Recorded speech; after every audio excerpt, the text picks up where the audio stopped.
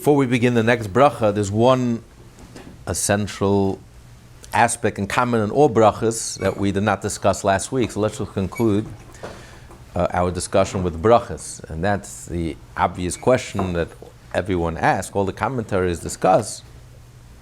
Every bracha starts out, Baruch Atah Hashem.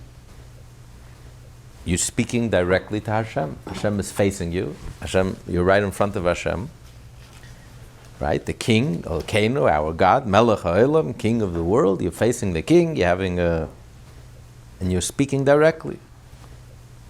Blessed are you, Hashem.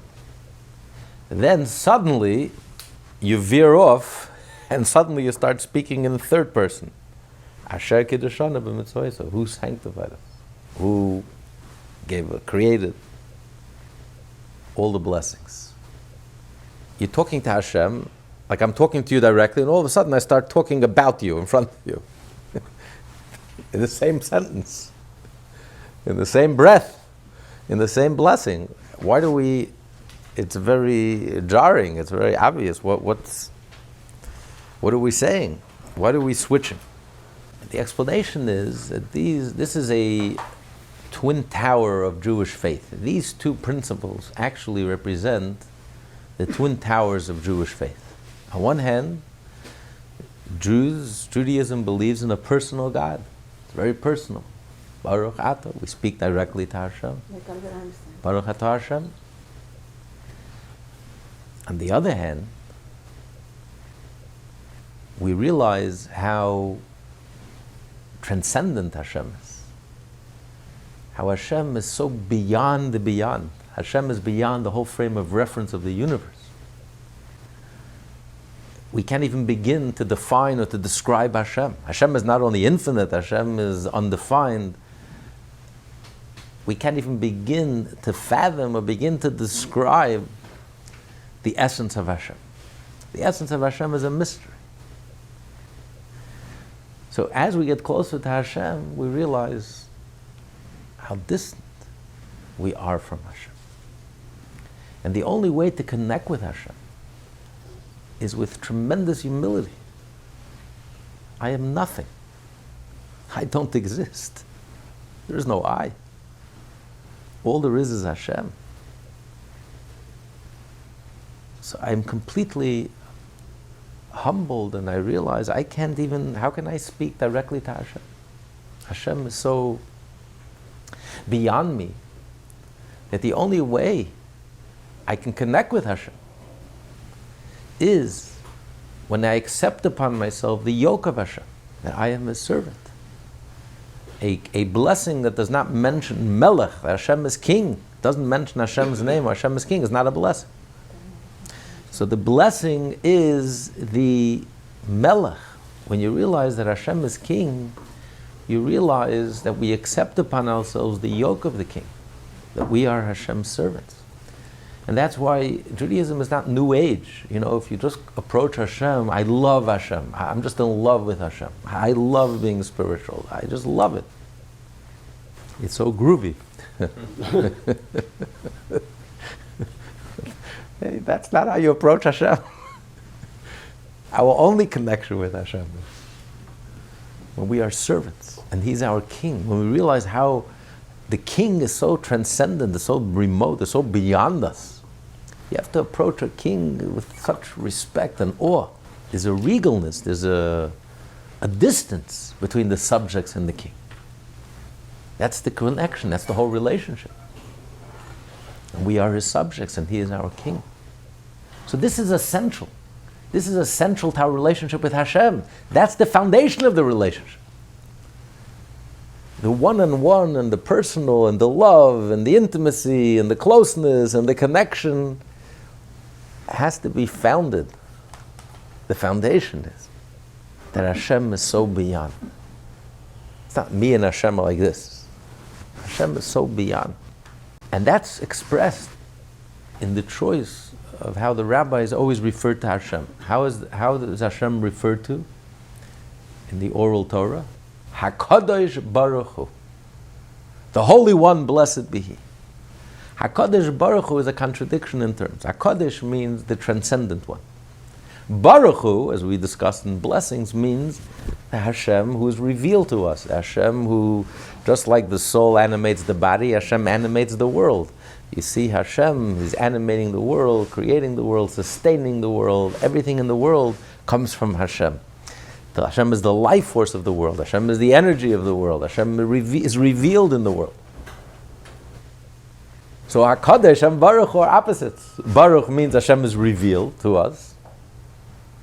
Kadosh means He's transcendent. How could you say in the same name, that is His name, HaKadosh Baruch Hu? It's a paradox. It's a contradiction in terms. But that is what defines Hashem. At the same time that Hashem is Baruch Hu, Hashem is revealed, involved, engaged, a divine providence. Hashem is involved in the tiniest detail in our life and cares, and everything is meaningful and significant, and everything has a message, and Hashem is constantly messaging us, and everything is so pregnant with meaning and significance. Hashem is constantly involved in creating us. At the same time, unlike the body and the soul, Hashem remains transcendent. The body and the soul is not transcendent from the body. The soul is trapped by the body. The soul is captured by the body. The soul is connected to the body. The soul just can take a walk. But Hashem, at the same time that Hashem fills the world, just like the soul fills the body and every organ in the body into the tiniest detail and the specifics and all the details, and Hashem fills, and there's a unique energy in each and everything that exists. There's a unique energy. As it says that every creature sings the praises of Hashem in its own unique way, because the way Hashem creates it in its own unique way has its own unique name, its own unique channeling of the energy, the divine energy, its own unique energy. It's not the same energy. It's very specified, and yet at the same time, Hashem remains HaKadosh, completely transcendent, unaffected, unchanged. As the Baal Shem Tov taught us, that the tzimtzum is not literal. That in the finite, you really find the infinite. While it's finite, it really remains infinite. That's the paradox.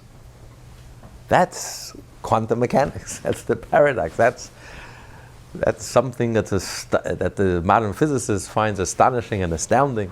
The paradoxical reality.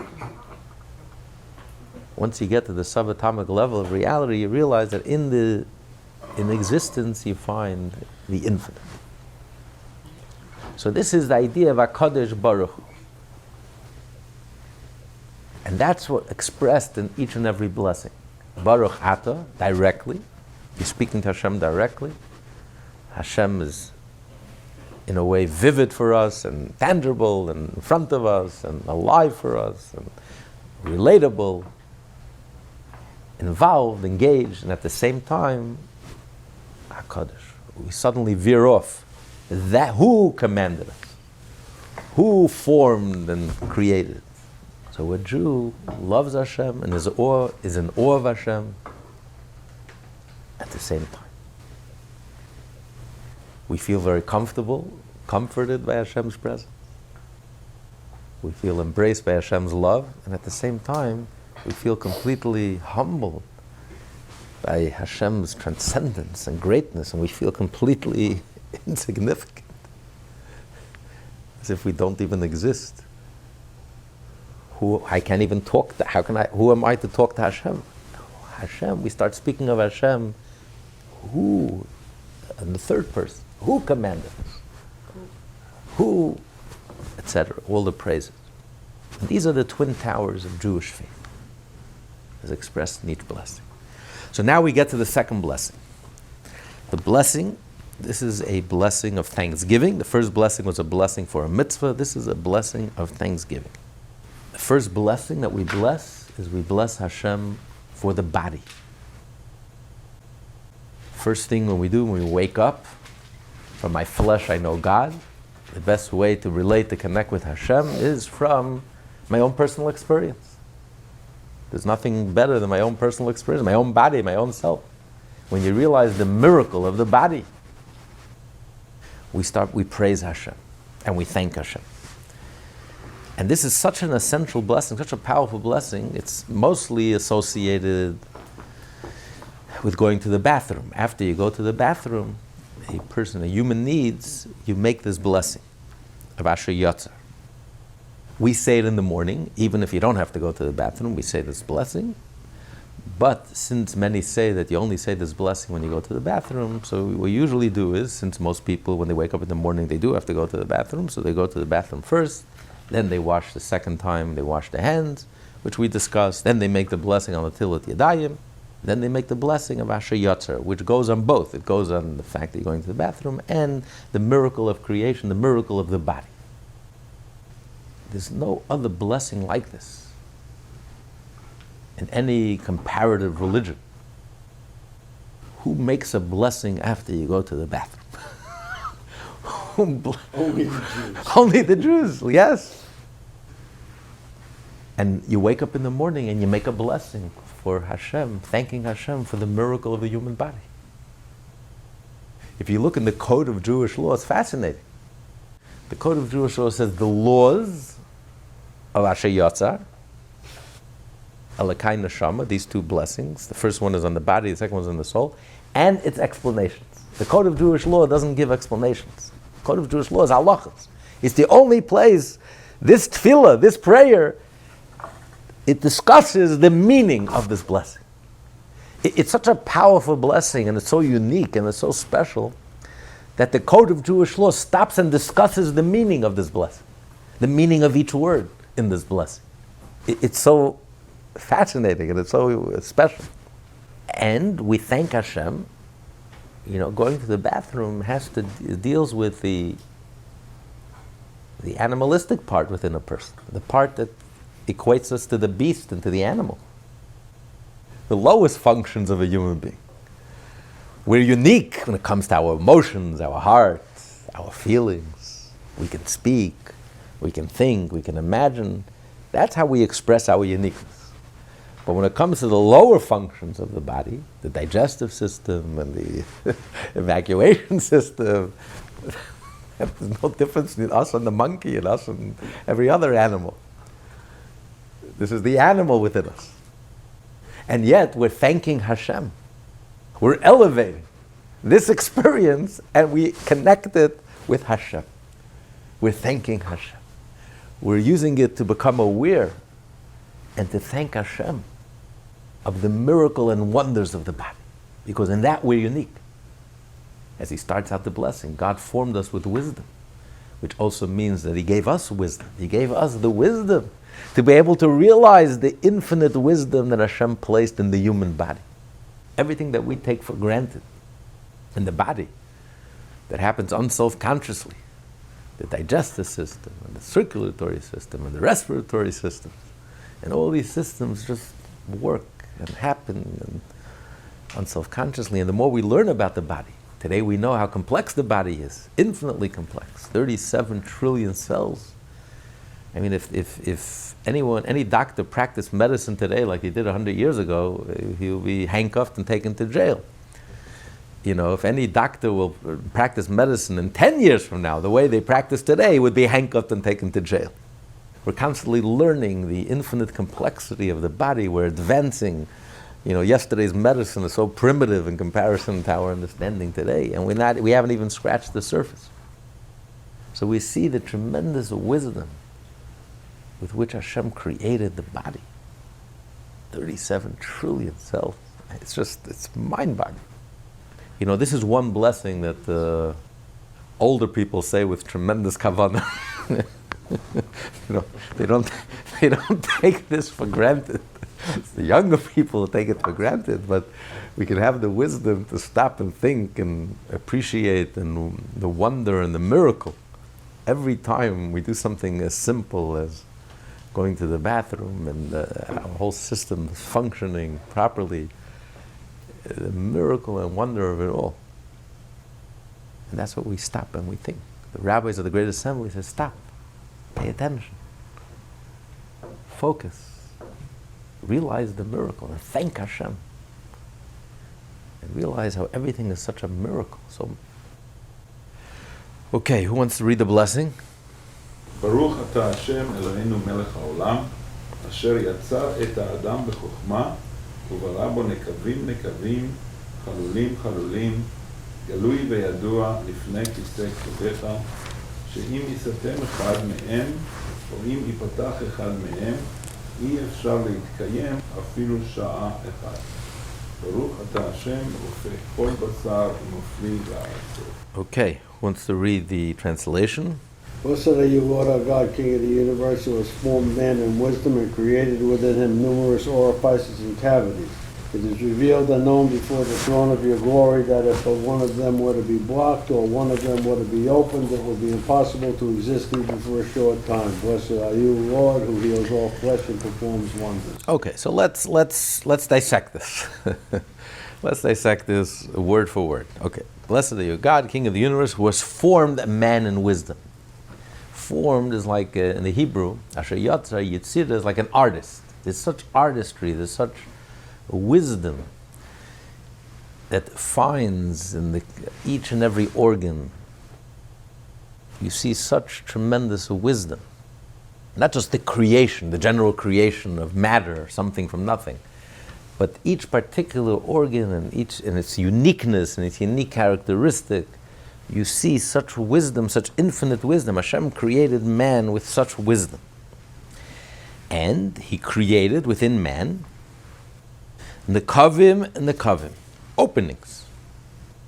Openings, like the mouth opens. That's how you breathe. That's how you eat. The nostrils, openings. Also you breathe through your nostrils. Openings are also at the other end. The ears.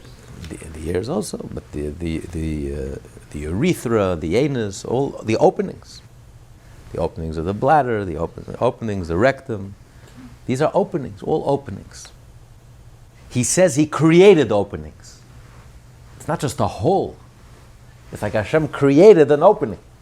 The purpose of the mouth is He created an opening so you can take in the food. Without the mouth, if the mouth was shut, you can't talk. Some would say, thank God, but you wouldn't be able to pray. You wouldn't be able to say a blessing. You wouldn't be able to eat. And how do you breathe? So Hashem created an opening. The purpose of the mouth is that it's open and they can take in, they can open up, and you can speak and you can take things in. So you can say He created an opening. Created a hole, He formed a hole, He created an opening. And openings, many openings. There's the nostrils, and there's the mouth, and there's on the other end, and there's the ears, many openings. And then He says, Chalulim Chalul. By the way, this blessing has 45 words in this blessing, which is numerical value of Adam. Man is numerical value of 45. Aleph Dam. Dam is the blood and Aleph is Hashem. That's 45. And Chachma is also Koyach Ma. Ma is 45. It's interesting if you spell Chachma, Chaf, the way it's written out in Hebrew. Chaf, Chaf, Fei. Ches is Ches, Yud, Taf. If you spell out the way it sounds. Mem, Mem, Mem. Hey is Hey, Yud. If you add all those letters together, it's 613. Man has 613, Hashem gave him 613, 248 limbs, 365 veins, to fulfill the 613 mitzvah. I think there's so many layers and layers of meaning. So some say chalulim, some say chalolim. Chalolim means cavities. The body is filled with cavities, and we have a real doctor here, so please correct me if I'm wrong when I'm talking about the body. Cavities, right? You have a cavity up here, where the brain is, and you have cavities where the heart is. Cavities in the body, that's a place to fit all the different organs. Openings, cavities. But the prevalent expression is chalulim, not chalolim. Because you don't say He created a cavity. A cavity you don't create, it's an emptiness, it's a hole. Instead, we say chalulim. Also chalulim together is numerical value of 248, because we have 248 limbs. Everything is very precise. What does chalulim mean? So chalulim could mean two things. It could mean that Hashem created hollow organs, like the heart, the stomach, intestines. The heart is able to hold the blood. It's a hollow organ that holds the blood. The intestines, the stomach, hold the food. It's a hollow organ that's able to take in and what it needs to take in. Some say that it means passages, because the whole body is filled with passages and tubes. From the trachea, the esophagus, the whole circulatory system. There's veins, it's all tubes. The respiratory system, the trachea, and all that carry the oxygen, and it continues and carries the oxygen throughout the body.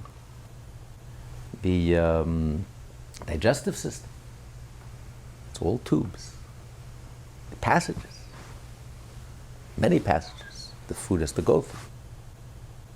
So the whole body is filled with openings and tubes and passages. Openings, many openings. Chalulim, chalulim. And many either hollow organs or passages. And then he says, it is revealed and known to you before the throne of glory. We're talking about the lowest organs within a person, and we're connecting it to the throne of glory. It's known before you, the throne of glory, that if one of them were to be blocked, so first he addresses the first thing. First he addresses the openings. If one of the openings were blocked, if suddenly your mouth was shut, you couldn't eat. Your esophagus shut down, couldn't take in any food. Or you couldn't evacuate, you couldn't go to the bathroom. Everything was closed. It's never happened to anyone. We all take all of these things for granted. God forbid, you're blocked and you can't get rid of what the body needs to get rid of. That's the end of your life. If there it's so vulnerable. The body is so vulnerable, and if there's any ruptures or any blockages in any of the systems, whether it's the circulatory system or the digestive system or the respiratory system, any blockages or any ruptures could lead to the worst disaster. So if any of these was any rupture or any closure, he says we would not be able to survive even for a short while. Shah achas literally means for a moment, even for a moment. So what do you mean you couldn't survive for a moment? Yes. If there was a rupture in your intestine, God forbid, or in your stomach, it's dangerous. If there's a closure, you can't go to the bathroom, God forbid. Your colon gets twisted, or there's a closure and you can't evacuate, you can die, but not in one moment. It'll take a few days. It will endanger you. You'll be in danger. Life, critical danger. Your life will be in danger. But how can you say you won't even survive for 1 second? So that's why he translates here for a short while. But if you take it literally, it means you can't even survive. Shah achas means even for a moment. 1 hour. 1 hour. But you can survive more than 1 hour. If God forbid there's a rupture in the stomach and all the waste gets into the body, or if you can't evacuate the waste, if there's a closure, yes, it's dangerous and your life is in danger. But you're not going to die in 1 hour. Surely you're not going to die in 1 moment. Not even in 1 hour. Yes, a short while, yes, you won't be able to last. If you can't eat, and you can't breathe, and you can't evacuate, yes, you will die, but not in 1 hour. So therefore, some say that what it is referring to here is He's referring to, he's talking about the miracle of the body, one of the greatest miracles of the body that we don't really pay attention to, but it's really astonishing and astounding that happens to each and every one of us. And he's referring to when the fetus, when the child is in the mother's womb as a fetus, the lungs don't function. At that moment, we are like a fish. We are underwater creature. We're living in water. We're living in fluid. We're floating in fluid. And through the umbilical cord, our stomach is open through the umbilical cord, and our mouths are closed. Miracle of miracles, wonders of wonders. The moment the baby is born, suddenly the baby is transformed from amphibious to a mammal. The lungs open. The umbilical cord shuts down. And all the things that have to happen internally, which the doctor can elaborate a lot more on, happens miraculously. Those few rare cases where this doesn't happen naturally, the babies used to die. So that's what he's referring to. He's referring to this miracle, that if the mouth, which in the baby is closed, when the fetus is born, when the baby is a fetus, the mouth is shut. And then when the baby is born, the mouth opens. If the mouth wouldn't open, if what should be open would remain shut, the mouth would remain shut, and the fetus, the belly button, the stomach, the umbilical cord, which should be shut, would remain open, we wouldn't last for a moment. The baby would die. Instantly. It couldn't last. Or better yet, when the baby is in the mother's womb, while it's a fetus, if the fetus, while the fetus is in the placenta, is in the mother's womb, if the fetus's mouth would open and the placenta would shut down, because then it's the reverse. Now the mouth is open and in the fetus the mouth is shut. Now the stomach is closed and in the fetus the placenta is open. So while the fetus is in the mother's womb, if it would reverse, the mouth that should be shut would suddenly open. And the placenta would shut down, the baby would die. Fetus would die. Couldn't last for a moment. So that formerly was closed now opens. And that's why some say he says it twice. The kavim, chalulim is referring to the same organ, but once the organ is open and once the organ is closed. As a fetus, the mouth is shut down, is closed, and then as a baby, the mouth is open. As a fetus, the umbilical cord is open, and then as a child, as a baby, it's shut down, it closes.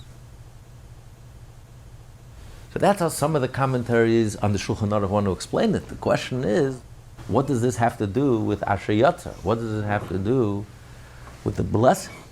We're making a blessing for going to the bathroom. What happened? Yes, it's a miracle and a wonder. It's one of the greatest miracles and wonders that we don't even pay attention to. We don't focus on it. We don't realize what an astonishing and astounding thing this is, that we turn from a fish into a mammal the moment we're born. I mean, this whole thing is so miraculous and so astounding.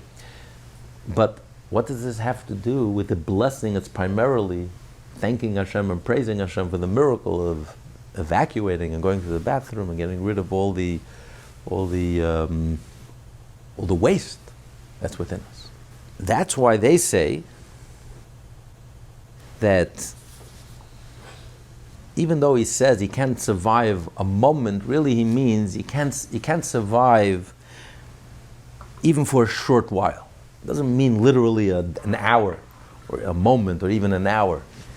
It means you're not going to last long. If there's a rupture inside of you and your stomach opens up and all the waste goes into your system, or if God forbid any of the systems, any of the passages, whether it's the circulatory system or the respiratory system, the digestive system, any of the passages, there's a rupture in the blood, there's a rupture anywhere, or there's a blockage anywhere, you're at risk. Your life is at risk. You're not going to last long. Some say he's referring to specifically, exclusively to the digestive system. We're talking about the digestive system. Now, the digestive system has many, many parts from when the food enters into your mouth and goes down the esophagus. And then it goes into the stomach, and then it goes into all the different, the intestines, and the bigger intestines, and the smaller intestines, and the colon. It goes through many, many different steps. From the moment the food enters your mouth until the body is able to take away the nutrition, take everything that it needs. And that's why Hashem created that the intestine is so long. It's doubled up, because it needs all that time to be able for the body to take out all the nutrients that it needs to take. So every step of the way, the food is taken in, something opens, the food goes down, and then it stops. It's closed until that part of the digestive system does what it needs to do. Then it opens up, and it transfers. There's a passage to the next passage. And then it closes down, and the next passage holds it and does whatever it needs. Then it continues its journey. So every step of the way, there's an opening and there's a closing. There's a passage, an opening, it receives it. It's like a hollow organ, it receives it. But there's a closing also. It stopped, allowing the body to do what it needs to do, that part of the body, that part of the digestive system, and then it can move on to the next stage. And each stage, and there could be like 10 stages from the food entering into your mouth until you evacuate the waste. And each stage, there's an opening and there's a closing, and at the right time it opens, and at the right time it closes. And this is all miraculous and wondrous. But can you imagine if there was no closing? If you took the food and it just went right out? The body wouldn't be able to take out from the food, wouldn't be able to receive anything from the food. Or if, God forbid, there was no closing. If a person has non-stop diarrhea, you can die. If you can't hold anything in and everything just constantly, you would die. So there's openings and there's closing and everything at the right time. So we're thanking Hashem for the miracle that if there would be a closing and you couldn't evacuate the waste, or if there would be an opening and it would all be open, there wouldn't be any closing, you couldn't survive. It doesn't mean literally for a minute. You're not going to die in a minute. You're not going to die in an hour. But you're not going to last long. Your whole life is in danger. We don't take it for granted. We're thanking Hashem for this. We realize what a miracle it is and what a wonder it is.